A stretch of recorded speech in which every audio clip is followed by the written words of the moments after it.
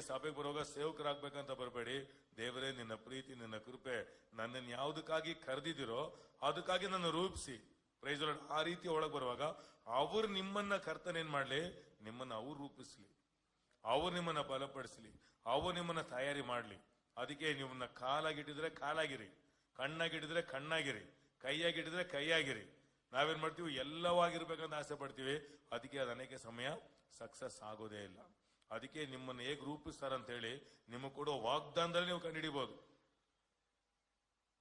ಆಮೇನ್. ಅದಕ್ಕೆ ವೈಯಕ್ತಿಕವಾಗಿ ನಿಮ್ಗೆ ಹೇಳ್ತೀನಿ, ದೇವರಿಗೆ ನೀವು ಪರ್ಸನಲ್ ಆಗಿ ಮೀಟ್ ಆಗಿ. ಯಾರೆಲ್ಲ ದೇವರು ಪರ್ಸನಲ್ ಆಗಿ ಮೀಟ್ ಮಾಡ್ತಾರೋ ಅವರೇ ದೊಡ್ಡ ಸಾಧನೆಗಳನ್ನ ಮಾಡೋದಕ್ಕೆ ಸಾಧ್ಯ. ಯಾಕಂದ್ರೆ ಇವತ್ತು ನಾವು ಯಾವ ಜಗತ್ತಲ್ಲಿ ಇದೀವಿ ಅಂತಂದ್ರೆ ತುಂಬಾ ಬ್ಯುಸಿ ಜಗತ್ತಲ್ಲಿ ಇದ್ದೇವೆ. ಅದಕ್ಕೆ ಇವತ್ತು ಈ ಜಗತ್ತಲ್ಲಿ ಯಾಕೆ ದೇವರು ತುಂಬಾ ಯೂಸ್ ಮಾಡ್ತಾರೆ ಕಾರಣ ಏನಂತಂದ್ರೆ